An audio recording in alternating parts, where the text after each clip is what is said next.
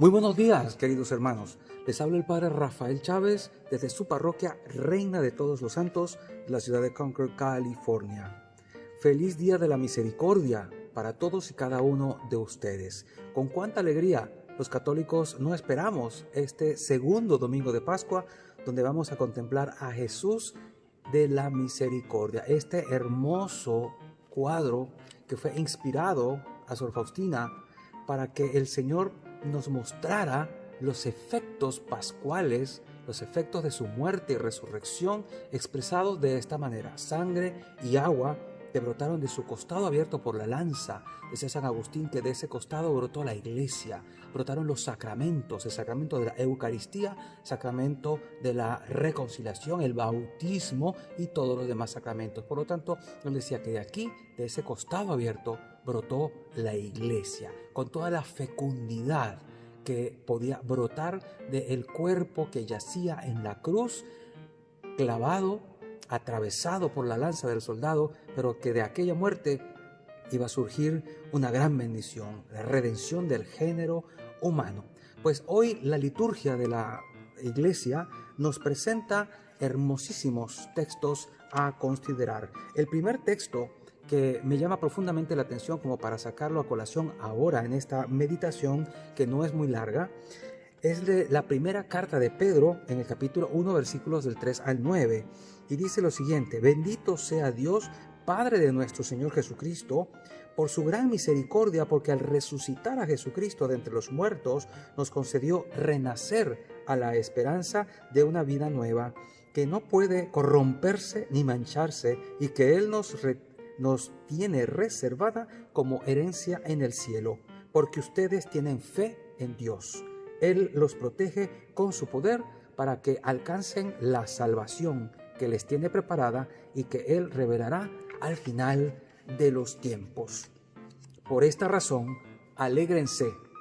Repito la frase: por esta razón, alégrense, aun cuando ahora tengan que sufrir un poco por adversidades de todas clases, a fin de que su fe, sometida a la prueba, sea hallada digna de alabanza, gloria y honor el día de la manifestación de Cristo, porque la fe de ustedes es más preciosa que el oro, y el oro se acrisola por el fuego.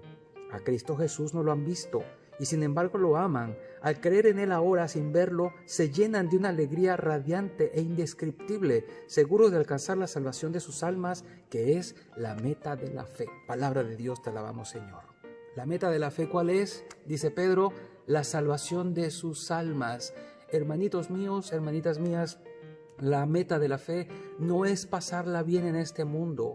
La meta de la fe no es estar tranquilos, no es estar sin problemas. La meta de la fe no es estar, como quien dice, en una circunstancia mítica de no tener ninguna circunstancia que nos apene. La meta de la fe, dice el apóstol, es precisamente la salvación de las almas. Y fíjense lo hermoso y lo oportuno que es Pedro al decirnos esto, y qué bien nos trae a colación la liturgia esta lectura en estas circunstancias particulares por las que estamos pasando. Alégrense cuando ahora tengan que sufrir un poco por adversidades de todas clases. Y recordemos que este tipo de cartas las escribieron en una época en que la iglesia era perseguida, en una época de profundo dolor y sufrimiento para los cristianos. Los mataban, las Eucaristías eran celebradas a escondidas. Recuérdense lo que les decía el día de ayer. Así que nosotros estamos más bien viviendo tiempos de gloria en comparación a la iglesia primitiva. Y sin embargo, Pedro se atrevió a decirles: alégrense cuando ahora tengan que sufrir un poco por adversidades de toda clase, todo tipo de adversidad. Decía también el apóstol Pablo: todo lo puedo en Cristo que me fortalece, en Filipenses 4, capítulo 4, versículo 13. De tal manera que los apóstoles tenían muy claro de que si el maestro, nuestro maestro, pasó por la cruz, por un dolor indescriptible, nosotros los discípulos también estamos invitados a pasar por la cruz, a llevar la cruz y a soportar con paciencia los padecimientos de esta vida. Más bien no estamos pasando nada en comparación con lo que los discípulos, las primeras comunidades cristianas pasaron. Así que fuera la aflicción, fuera la tristeza, fuera la nostalgia y la depresión. Estamos viviendo un tiempo de prueba, un tiempo que va a pasar ciertamente y que no se va a instalar, pero que va a ser para edificación de nuestra fe y fortalecimiento de nuestra fe. Y sigo leyendo la carta de Pedro. Esta fe está sometida a prueba para que sea hallada digna de alabanza, gloria y honor el día de la manifestación de Cristo, porque la fe de ustedes es más preciosa que el oro, y el oro se acrisola en el fuego. Sientes que estás pasando por el fuego, sientes que ahora estás estás siendo pasado por una tormenta, una tempestad, sientes que ahora estás siendo probado fuertemente. Alégrate, alegrémonos en esta situación difícil, porque el Señor nos está haciendo crecer y fortaleciendo nuestra fe, que es más preciosa que el oro, dice la palabra. Por otro lado, en el Evangelio de Juan capítulo 20, del 19 al 31, esta liturgia hermosa de este día nos trae un dato que también vale más que el oro. Al anochecer del día de la resurrección, estando cerradas las puertas de la casa donde se hallaban los discípulos por miedo a los judíos, se presentó Jesús en medio de ellos y les dijo: la paz esté con ustedes. Dicho esto, les mostró las manos y el costado. Cuando los discípulos vieron al Señor, se llenaron de alegría. De nuevo les dijo Jesús: la paz esté con ustedes. Como el Padre me ha enviado, así también los envío yo. Después de decir esto, sopló sobre ellos y les dijo: reciban el Espíritu Santo. A los que les perdonen los pecados, les quedarán perdonados, y a los que no se los perdonen, les quedarán sin perdonar. Queridos hermanos, la Iglesia nos muestra aquí uno de los sacramentos más hermosos, y por eso hoy el Día de la Misericordia la trae a colación, el sacramento de la misericordia, del perdón de los pecados. Hay muchos hermanos que todavía no han entendido el valor de este sacramento, la importancia de este sacramento. Incluso recordemos aquello que había dicho aquel judío cuando Jesús estuvo frente al paralítico, y primero, antes de sanarle de la parálisis física, le dijo: tus pecados te son perdonados. Y los judíos decían: pero ¿quién es este? Blasfema, ¿quién es este para perdonar pecados? Solo Dios puede perdonar pecados. Obviamente estos judíos ignoraban que Jesús era Dios, y Dios en Cristo Jesús nos ha dado a nosotros, a la Iglesia, a los apóstoles y a sus sucesores, porque este poder no podía morir con los discípulos, con los apóstoles. Les dio a ellos y a su Iglesia el poder para perdonar pecados en nombre de Dios.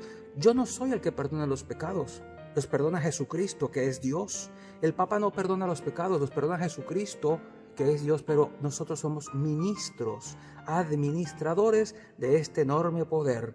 Somos ministros del perdón, de la reconciliación, de la bondad y de la misericordia de Dios. Es por esto que hoy se imparte también una indulgencia plenaria. Recordemos precisamente que el pecado tiene como dos caras, dos facetas: la culpa y la pena. La culpa se perdona en la confesión de los pecados y por la absolución sacramental, pero la pena, que es el desorden, como quien dice, lo que tenemos que pagar para arreglar lo que echamos a perder por el pecado, porque cuando uno hace daño, uno primero pide perdón, y después de haber recibido el perdón, hay que reparar lo que se dañó. Entonces, uno intenta reparar lo que dañó a través de la penitencia, a través de una vida penitente. Y el sacerdote normalmente nos dice que hagamos algo, una oración, por ejemplo, y la hacemos por obediencia. A veces la gente dice: pero me mandaron a rezar 3 Padres Nuestros o 5 Ave Marías o a hacer un rosario, eso es poco. Sí, quizá puede ser poco, pero por obediencia lo vas a hacer,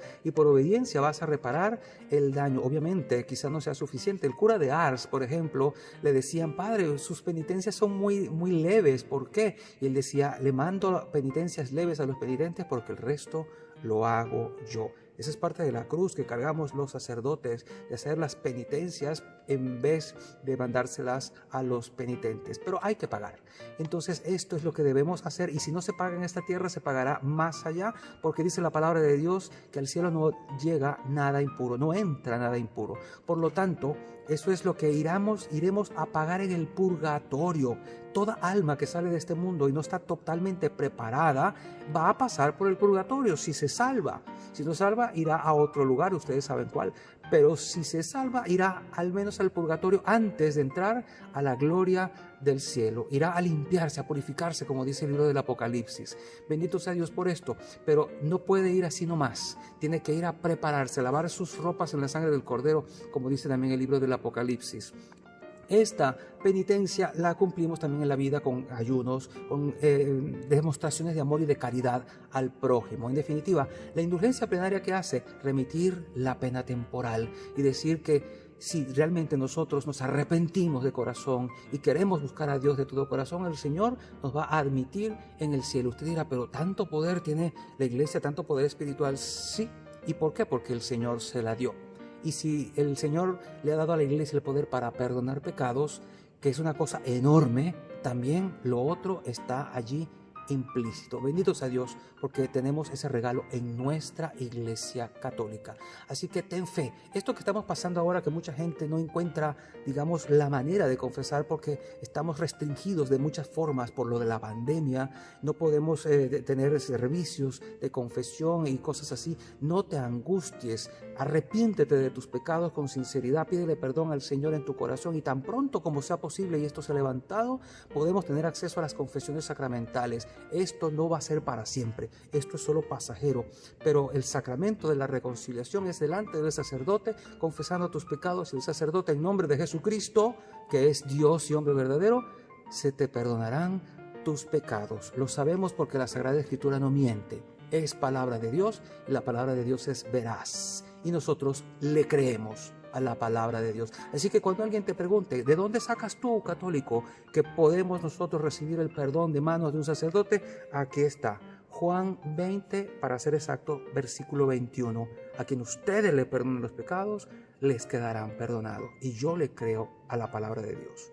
Y tú también debes creerle. Así que recibe este enorme regalo de la misericordia, del perdón y de la paz que viene con este perdón, porque el Señor también le dijo a sus discípulos, la paz esté con ustedes. Quédate con eso en este hermoso domingo de la misericordia. Recibe la paz que el Señor da como regalo pascual y recibe el perdón de tus pecados, la misericordia y la convicción profunda de que estamos perdonados por Jesús. Aunque hayas cometido algo terrible, aunque tus pecados sean espantosos, no te preocupes, el Señor te ama y porque te ama, si te arrepientes, el Señor te perdona. Y la bendición de Dios Todopoderoso, Padre, Hijo y Espíritu Santo, descienda sobre cada uno de ustedes y les acompañe siempre. Estaremos en contacto a través de este canal. Pórtense bien, quédate en casa, no salgas, cuídense mucho y nos estamos viendo. Chao, chao.